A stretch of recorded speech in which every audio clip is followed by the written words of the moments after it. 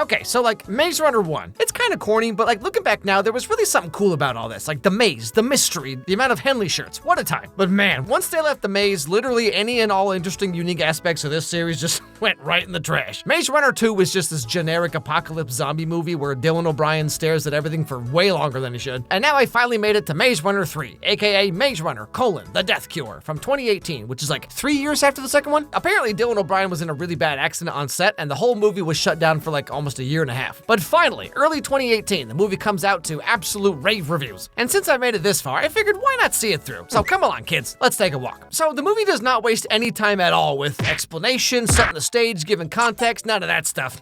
No, we just jump right in, with Thomas and friends trying to save Minho, who's apparently being transported on a train to somewhere. Get me closer!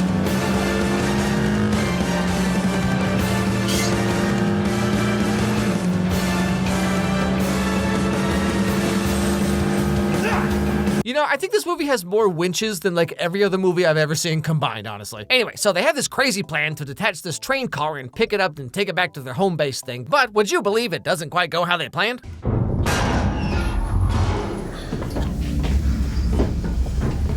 Hey guys, remember when I was in Teen Wolf? Okay. Hi. Who are you?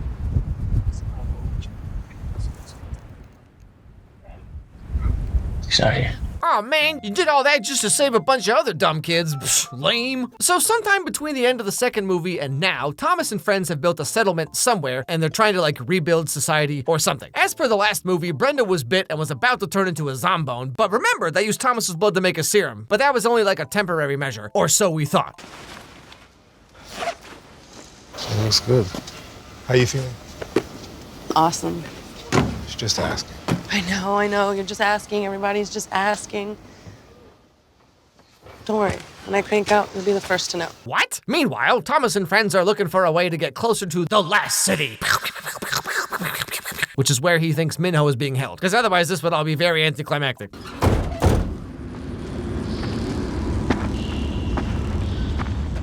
You want us to go in there?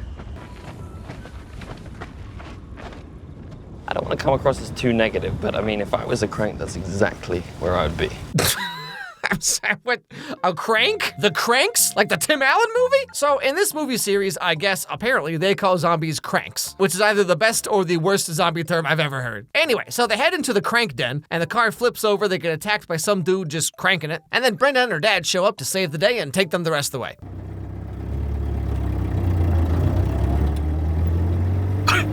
Sorry, I didn't want to bring you guys into this. Hey, I think what he's trying to say is thanks for saving us. You're welcome. So like, this movie takes place about 6 months after the second movie and like, something ain't right here. Anyway, they get to the outskirts of the city and apparently Thomas still has his tracker in his neck, which they have not taken out. Also, none of the scouts looking for him have found the tracker until this exact moment, even though there was 2 of them earlier in the movie. Can you believe this YA dystopian movie doesn't totally make sense?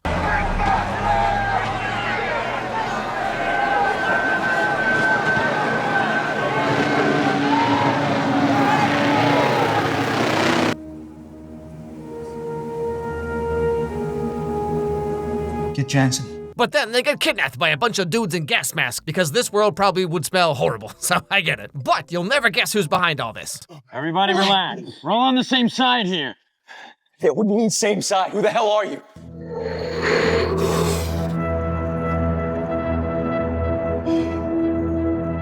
Hey, Greenie. What? How? He like died though, like for reals. You know this guy? He was an old friend. How? How is this possible? We watched you die. No, you left me to die. And that's literally all the explanation you're gonna get. Like, him dying at the end of the first movie was this like huge climactic ending, and then he just comes back anyway, and it's like, how are you alive? Now, obviously, they don't really trust him because Will Poulter's American accent is just way too good, you know what I mean? Like, some kind of shenanigans going on here. But eventually, they go with him to meet his leader guy, who, would you believe, is the leader of an underground rebel faction? What are the chances? You know what I am. Thomas.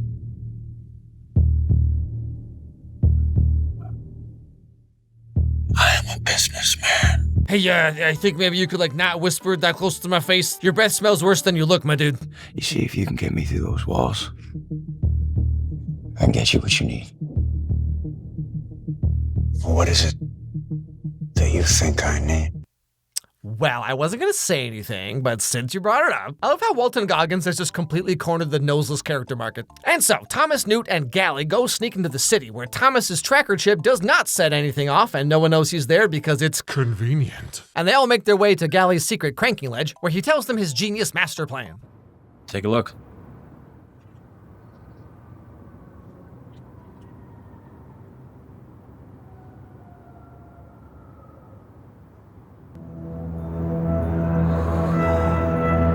Teresa betraying everyone like Edmund from Narnia. Didn't even get Turkish delight out of it, just doing it for the love of the game. So the plan is to kidnap Teresa using Thomas's bait, and then have her march them right into Wicked headquarters and find Minho, who was totally definitely there for sure, guys. Now, this whole time, Teresa's been trying to make the antidote serum stuff to cure the flare, but not having much success. Delaying the inevitable. Thomas used to say the same about us. Do you still think about him? Only when I'm cranking it. Anyway, so Thomas and all of them are about to start their master plan, but there's a little monkey wrench thrown in there at the last second with our old pal Newt. I guess I can't hide this anymore. I finally hit puberty, Thomas. You know, we can still fix this, Snoop. Okay, we can. Don't worry about me. This is about Minho. Now he needs us. Anyway, let's just sweep that under the rug forever. They sneak back into the city, and Thomas confronts Teresa, like, just kinda on the street or whatever, and his tracking chip is no longer a factor, I guess, even though it was really important 20 minutes ago, but okay, Maze Runner, whatever you say. I had to ask you something. Do you regret it? Yeah, Teresa, do you feel bad? All those times you said you weren't hungry and then you ate all my fries anyway? Never fallen for your womanly tricks again. But I did what I thought was right. I'd do it again.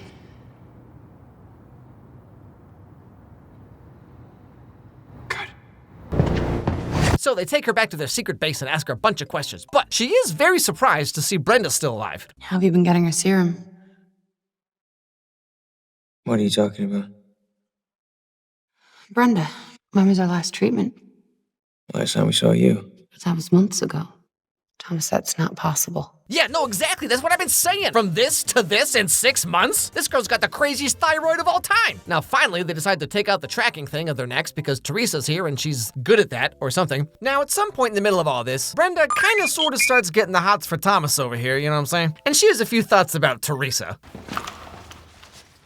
You were in love with her, weren't you? Just be careful. You sort of have this problem where you can't walk away from people. Even when you should. Well, yeah, but she kind of looks like Roxanne from a Goofy movie. Like, come on, what am I supposed to do, say no? But all the same, the entire rest of the movie is them going through this, like, insanely convoluted plan of dressing up like security guards to escort Teresa back into the science lab, while Brenda is supposed to, like, steal a bus, and Frypan over here is supposed to, like, steal a crane or something. Like, literally the next hour of this movie is just complete nonsense where everyone's running through hallways over and over again forever. It's so weird how this movie's, like, super bloated, but also somehow has a plot thinner than tracing paper. It's 2 hours and 20 minutes of constant yelling and running. That's the entire movie. But all the same, eventually they do find Minho. The doctors at Wicked have just been milking that crank out of him, and he's having a time.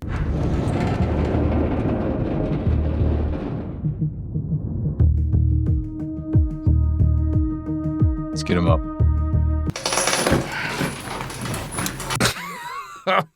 Oh, Minho. I feel you, man. This is the exact face I make whenever people in the comments are like, "Dear Alex Meyers, why do you hate every movie?" I don't know, why do they make so many bad ones? Anyway, so they find Minho and rescue him, and there's like 4 or 5 times when it looks like they're gonna get got, but then actually they don't.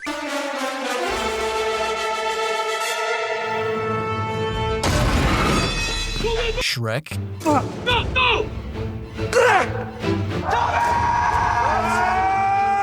course, Shrek. Okay, Maze Runner, I'm sorry, this is getting ridiculous. I can accept giant demon robot spiders, okay, but I draw the line at jumping into a pool from 200 feet in the air. Like seriously though, no joke, in this movie they say they're on the 20th floor, which means they're at least like 200 feet up, and from the Golden Gate Bridge it's a 220-foot drop, so I'm just saying, this movie's just starting to get a little bit silly. Anyway, while this is all going on, Teresa kind of gets away from everyone in the kerfuffle, and she like pulls out a piece of bacon from her pocket or whatever, but more importantly, she has some of Thomas's blood from earlier, which she starts researching because Brenda is still alive, so something's going on. And like, remember back when Newt finally hit puberty? Well, turns out this is now just taking over his whole life, as it does.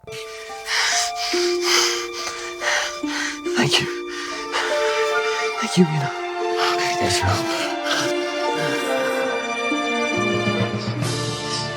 No, don't worry about this, Thomas. This is just what happens when British people don't have tea for like 2 hours. And that's when Teresa makes a huge discovery that could change everything forever. Thomas, you can save Newt. There's still time for him. There's a reason Brenda isn't sick anymore. Because you cured her. It's your blood. She doesn't have to be the only one. Okay. That's right, everybody. Thomas isn't just a special little boy. He's the specialest special little boy there ever was. He's not just a genius scientist research kid when he was like 12 or whatever. No, also, his blood is the cure for everything the whole time. Just the suiest Mary Sue you've ever seen. So after Newt starts cranking it real hard and Thomas has to stop him, Thomas heads on back to give himself up to Teresa and that one super MILF doctor lady. Because he wants to save people or something. Is it true? Newt, could I have saved him? You can save us all. But then, in a shocking plot twist, that Littlefinger guy from the last movie is still around, and he shoots the doctor lady and drugs Thomas so they can extract his blood, even though he was gonna give himself up anyway, so I don't know what the point of any of this was. But sure, fine. But then actually turns out the virus is airborne now, and everyone has it, and this guy just wanted the serum for himself and only himself. Do you know what this place is, Thomas? It's a lifeboat.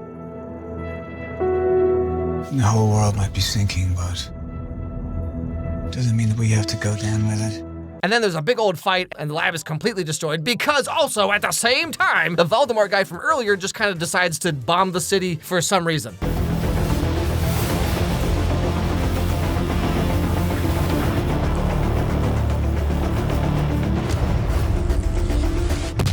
Thereby completely destroying everything anyway, and all the stuff about Thomas being the cure and using his blood or whatever literally means nothing because all the science lab stuff they need is gone forever anyway. So, like, literally, what is the point of anything in this movie? And like, hold on, so if Thomas is the cure, the death cure, if you will, doesn't that mean that the whole world would have been saved if he had just done nothing this whole time? Like back at the beginning of the second movie, they're taking all the kids who escaped the maze and they're like studying them and taking their blood or whatever, right? If Thomas had just done that, they would have seen that his blood completely cures the virus and then they would have just used it and everything would be fine. Like this entire movie series is about how Thomas fails at everything he does and makes the world worse. All he had to do was nothing. So like the very end of the movie, Teresa helps Minho and Thomas get away, but then she sacrifices herself at the last second.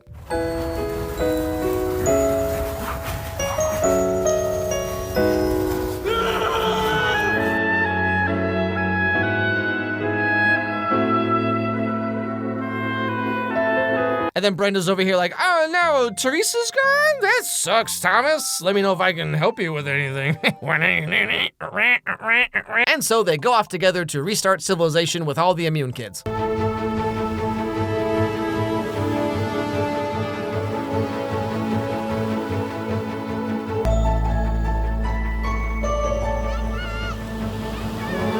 Hey guys, can you make sure that you show off all 4 of my chest hairs in this scene, please? And like, that's it. They have 1 dose of serum from Thomas, except it's like only the immune kids who were left anyway, and the entire city with all the lab equipment is completely gone, and all the rebel people are just in there cranking it now because they have no cure. And this guy's just going to town on this bongo, and like, that's it. The heck was the point of anything? Like I said earlier in the video, I think Maze Runner 1 as a concept is pretty cool. This dystopian future where kids are put into a giant maze, they have to solve puzzles, and it's like Lord of the Flies or whatever. It's actually pretty cool. But man, this all just gets so dumb so fast. But hey, don't worry though, when Disney bought all the Fox stuff, they started working on a reboot of the whole series, so yippee. You know, I don't know if I've seen a movie kind of squander its own idea so fast and so bad as the Maze Runner movies. Like, for example, like in the maze, you have the Grievers, right? These giant robot spider, demon, eldritch monster things. And like it's absolutely insane that they're there in the first place. They leave the maze and then the doctor's like, all right, time for phase 2 or whatever. You'd think they would like kind of stick with that theme. And it's like, okay, here's like even crazier monsters and the world's all messed up and robot, spider, demon, whatever. But then it's like, all that just goes away instantly. Like while they're trying to like storm Wicked and fight against, you know, the wicked scientists, whatever, it's like all they're fighting is just like security guards. Like that's it. Like in the first movie, it's like demon spiders, and then second and third movie, it's just like dudes. You know what I mean? You know, and watching a bunch of other YA dystopian future type like movies or whatever, it really strikes me that like Hunger Games is really just on a whole different level. Like there's nothing about the Maze Runner world that makes me feel like, tell me more about this. I would love to know more about this world, because it's just like a whatever place. But then Hunger Games has this like whole history and this whole like legacy about like